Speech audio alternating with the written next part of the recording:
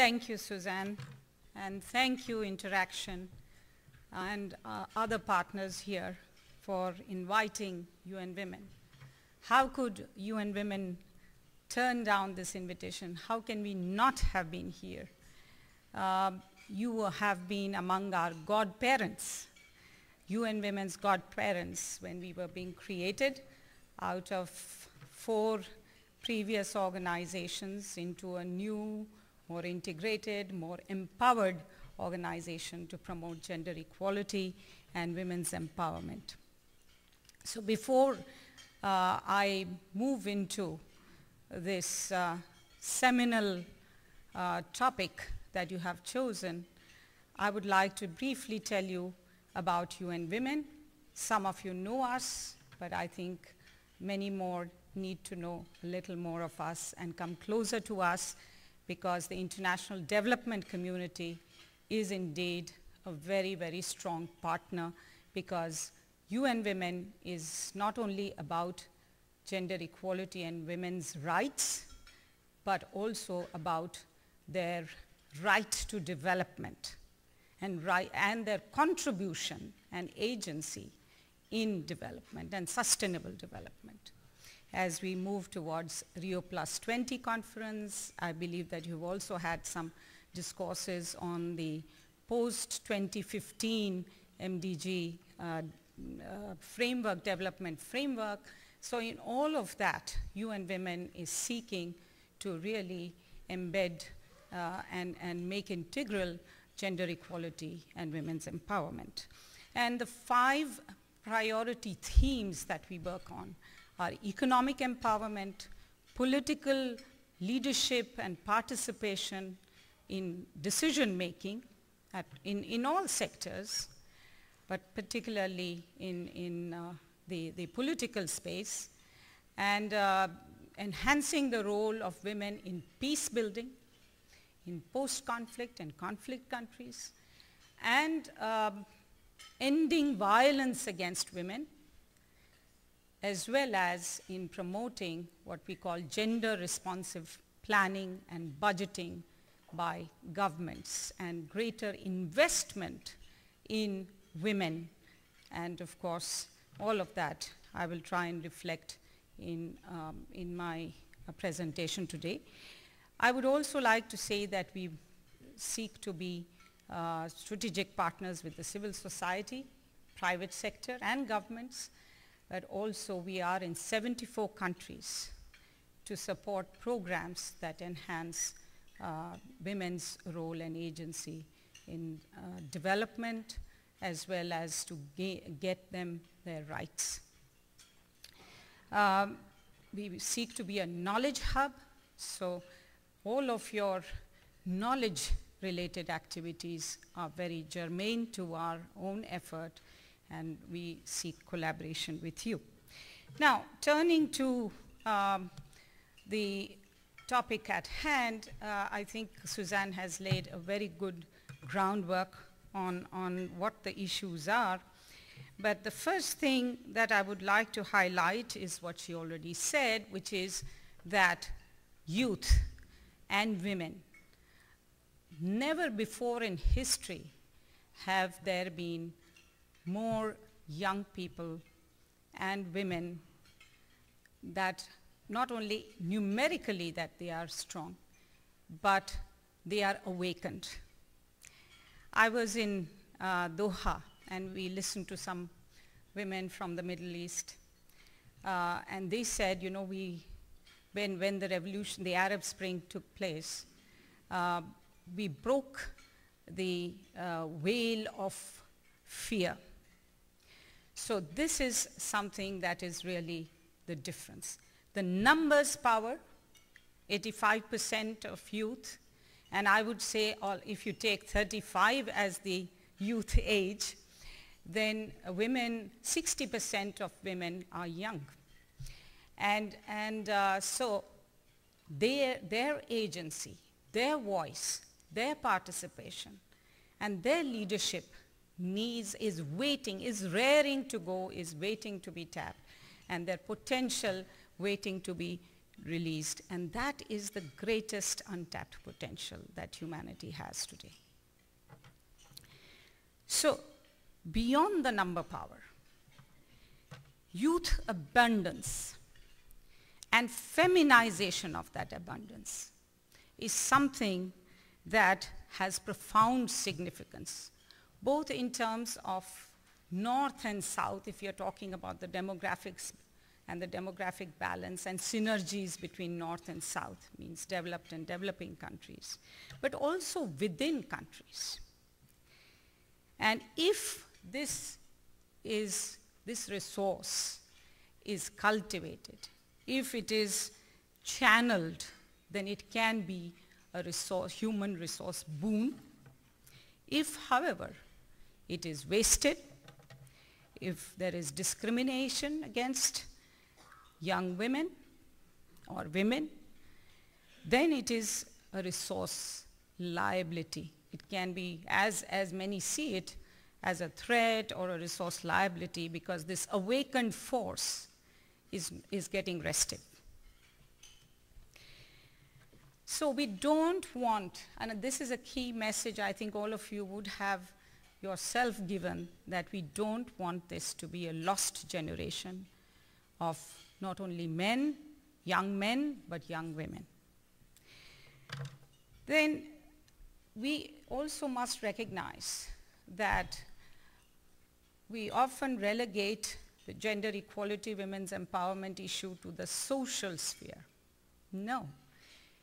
Women and young people are critical for defining the possibilities of peace and security at the national, regional, and global level, for sustainable, ecological sustainability. They can change the way we have been doing things, consumption and production patterns. They can make the contribution to sustained and inclusive economic growth, a more just and humane society that we all seek. So it is they who should be really empowered to make that contribution.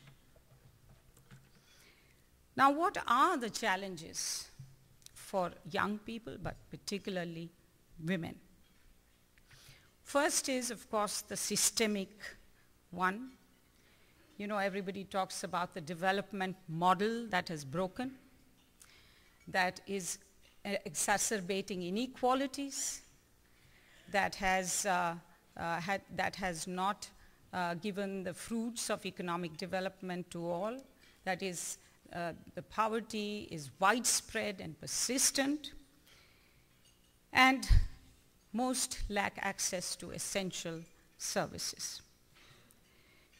Energy poverty and the global fuel, financial, food, economic crises, and most of all the job crisis has really hit young people the most and women even more seriously.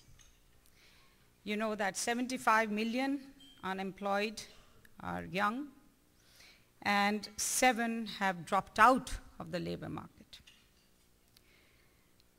given up on unemployment. And they are first to be fired, and women are in most women are in vulnerable employment, and they have therefore suffered even more gravely. So can you imagine the situation in post-conflict and conflict situations? And there are many, many countries in that, and in transition economies where this situation is exacerbated. Now, all of this, there is therefore an explosion of expectations arising from the fact that compared to previous generations, although this is not complete progress, but compared to previous generations, these generations of men, young men and women are better educated, have at least had some primary and sometimes secondary education, but they have nowhere to go. job opportunities are not opening up. So the frustration levels are very high. So this is one of the greatest challenges for women and young people. The employment, the educational gains not translating into employment gains. And this is also a situation in the transitional societies that we are talking about. Now, if you look at the health issue, why I'm mentioning the health challenges, because it affects women most. We talk about maternal mortality, we talk about child marriages, we talk about harmful traditional practices that are that women, young women in all these societies are subject to, and we know that they do not have adequate access to health services in general, but to sexual and reproductive health services in particular. And that is something that amounts to denial of basic human rights and, as I said, right to development. And it stunts their possibilities to both economic empowerment and political participation. Now, political participation, and I think that is something that we all have seen very dramatically in the Arab Spring.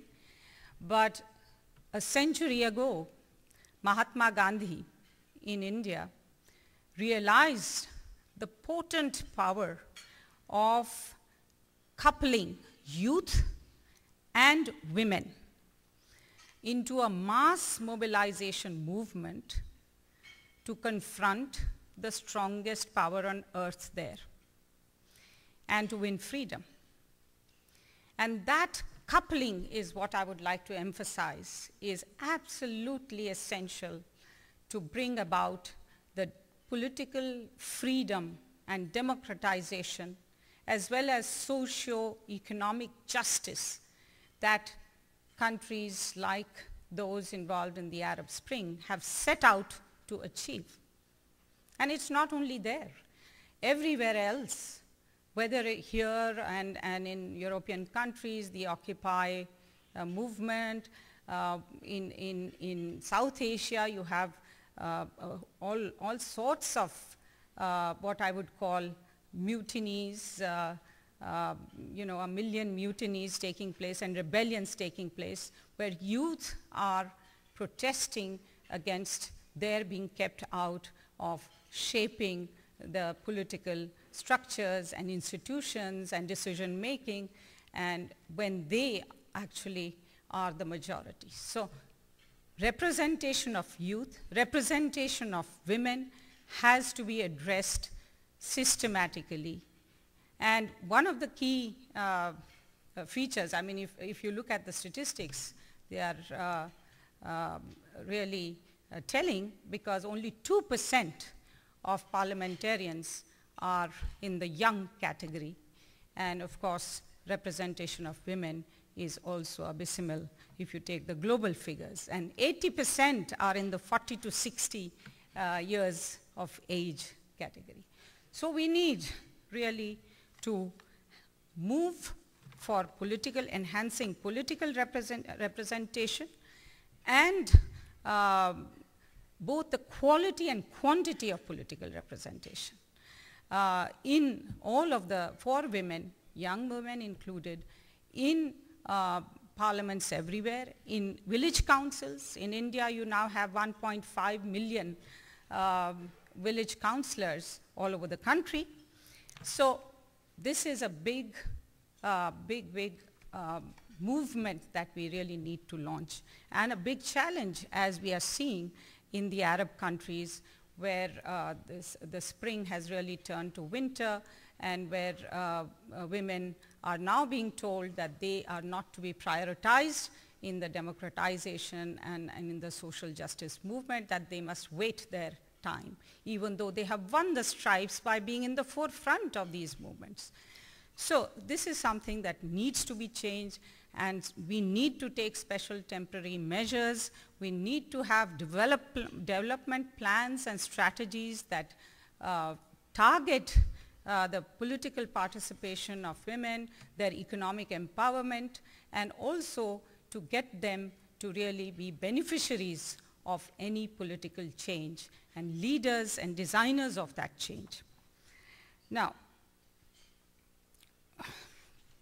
would like to also emphasize to all those inspiring young women who are here, who will be speaking to later, that we believe, I think, we here in UN Women very much support their efforts, their voice, building their capacities of the women's movement to articulate their demands, to push their demands, to organize themselves, because it's the, they are the least organized, and it's the organized groups that have taken all the fruits of the revolution. So we need to work with them, and we will work with them. UN Women is active in all of these spheres to support them on the ground and through till they win their rights. Some of them, in some countries, these are quick wins. In some others, it will take a longer time. But we believe that women, young women, they can really be more effective in changing the world, making it more humane, as I said, just and inclusive, because they have the energy, the idealism, all of you that believe in youth, their capacity for hard work, adaptability. They are more ICT savvy as a generation and have used effectively the social media. So I think we can take heart from all of that to really make the change that we want to see. Let me just take a few minutes to also point out that normative frameworks exist. Use them. We have the CEDAW, the Convention for the Elimination of Discrimination Against Women. We have the Beijing Platform for Action. We have the World Program of Action for Youth, and the United Nations General Assembly resolutions on political participation, on so many other areas. And as well as the United Nations Secretary General has identified women and youth as out of 5 generational opportunities. But I would say that they are not only generational opportunities, but they are harvesting their talent, their creativity, their energy is in fact a millennial challenge and an opportunity. And we all must, as international community, support that. I would also like to mention that on Afghanistan, UN Women has a very strong presence there, and we have been working there rather, it's been a Sisyphean endeavor with 2 steps forward and 1 step back, and very challenging. And our heart always goes out to our sisters in Afghanistan, but we are with them trying through their trials and tribulations to make sure that the gains that were made, whether in terms of 28% representation in parliament, whether it is in terms of their being able to get access to education, a law on ending violence against women, all those gains are not lost in the context of the political changes and withdrawal of the international community of presences in the region. So finally, I would like, I will just like to say that there are now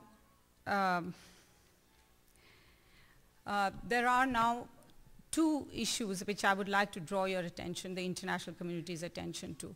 the Rio Plus 20 process, where we have tried to make sure that the issue of political participation and economic empowerment, which are very closely related,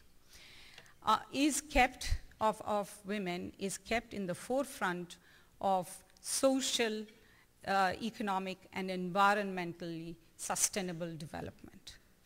And therefore, we have insisted, and I think this is now very much in the works, that MDG 3 be translated and transmuted into a sustainable development goal, a comprehensive sustainable development goal going forward, because that is what is going to really transform into the post-2015 development framework. And we are also insisting, and that is also something that everybody has come to terms with and have adapted, it's reflected in the outcome document that's under preparation, that gender equality and women's empowerment is also reflected in the other sustainable development goals, which include goals on youth, include goals on energy, goals on environment, goals on decent work, and all the other goals that are going to form the post-2015 development framework. So with these words, I would like to thank you all and challenge you and also call upon you and encourage you to work with UN Women, to work in your own domains also to advance the agency of and the subjecthood of young women, but also young women to realize their potential so that the world is a better place. Thank you.